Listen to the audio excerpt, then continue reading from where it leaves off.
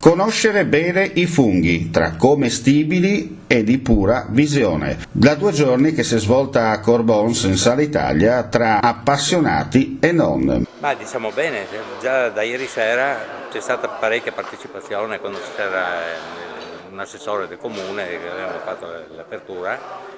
Oggi un po' meno ma più costante perché tutto il giorno, cioè un vai e vieni. Speriamo che venga ancora qualcuno, certo. Insomma, ecco, pomeriggio. Senta, ci sono delle particolarità, no, in esposizione? Alcune sì, c'è una specialmente che cresce solo qua nel Friuli Venezia Giulia a Cormons. Non si trova da nessun'altra parte in Italia ed è un fungo che proviene dalla Nuova Zelanda o dall'Australia. E come mai è arrivato qui a Cormons? Così almeno da sentire la forestale dicono che probabilmente è arrivata con la pacciamatura quando hanno fatto il bosco di Plessiva.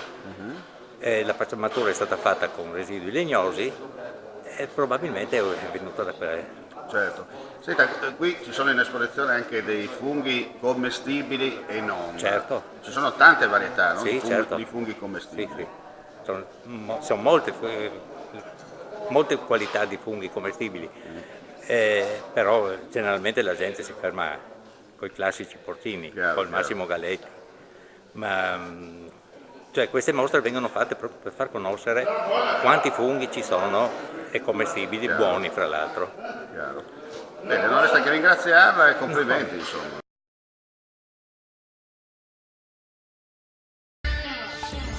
Il Lick-Off non è altro che il momento del passaggio tra il lavoro e la messa in pratica dello stesso. Quello che si è svolto sabato scorso a Sant'Andrea degli Udrio riguarda il periodo delle vendemmie. La parola ai protagonisti, non solo vino ma anche musica con ospiti d'eccezione. Abbiamo la fortuna di avere il sindaco di Corno di Rosazzo per questa importante iniziativa, no? Il Lick-Off per festeggiare la fine delle vendemmie e soprattutto dare lo smalto in più per quanto riguarda il 2019. Sicuramente è sempre bello festeggiare il Lick-Off della fine vendemmia. Dicono che il raccolto sia stato ottimo quest'anno, di ottime uve e di conseguenza di un ottimo vino. E poi essere qui in un giardino di una famiglia, di una cantina importante del comune di Corno, che tra l'altro è anche consigliere ormai da 25 anni nella nostra comunità, e poi avere la fortuna di avere questo gruppo che oggi qui ci ha accompagnato, perché ieri sera, non dobbiamo dimenticarci, loro erano in Villa Nachinica Basso a un concerto con Fabiano Cudis, il grande Fabiano Cudis, perché tutti conosciamo chi è partito da ragazzino da Corno, è riuscito anche a farla solo a Sanremo, alla Fenicia, quindi sta lavorando bene e ha fatto questo gruppo con altri suoi colleghi professori che stanno tutti insegnando e stanno tutti suonando in importanti realtà. Per noi di Corno, come sempre, un grande orgoglio. Gliel'ho detto ieri sera che per me è un orgoglio averli avuti qui a Corno di Rosazzo. E si vede anche l'umiltà della persona che oggi, persone così importanti, artisti così importanti, hanno deciso di venire a festeggiare Lick-Off. Quindi anche per Fabiano e i suoi amici le tradizioni rimangono e questo è importante per il futuro e per la crescita di questo paese. Ricordarsi da dove si è partiti e ricordarsi delle proprie tradizioni della propria cultura.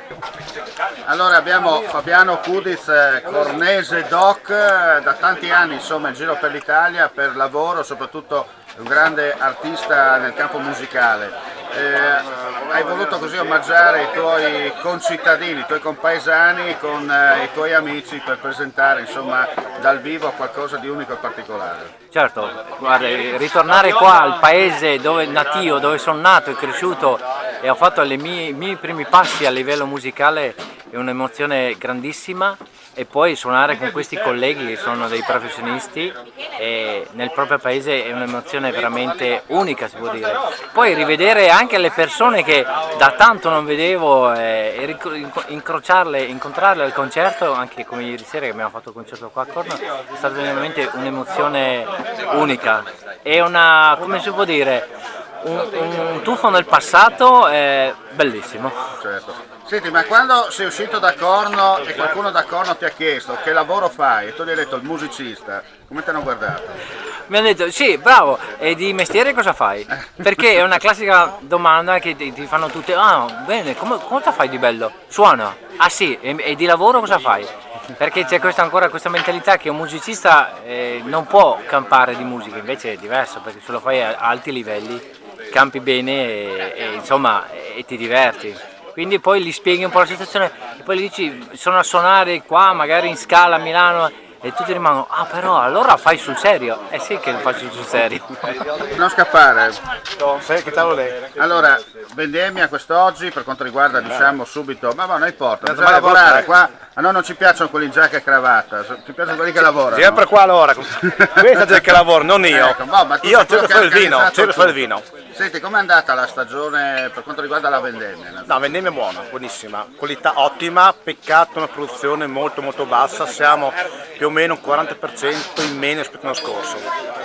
Però bene, perché come tutti penso, con soprattutto, si pensa sempre a produrre la qualità, non la quantità, perché la qualità nel lungo andare ti premerà sempre. Senti, ma spinge più, secondo te, nel prossimo anno, per quanto riguarda il 2019, il bianco, fermo, un movimento oppure il rosso? Ma penso il bianco, perché il Friuli è conosciuto nel mondo per i vini bianchi, non per i vini a bacca rossa. Perfetto. Anche se col tempo che il clima ormai sta cambiando, sta mutando, sempre temperature sempre più alte, estate ancora più calde, si pensa meno ai rossi, però il bianco secondo me è il cavallo di punta del Friuli Venezia Giulia.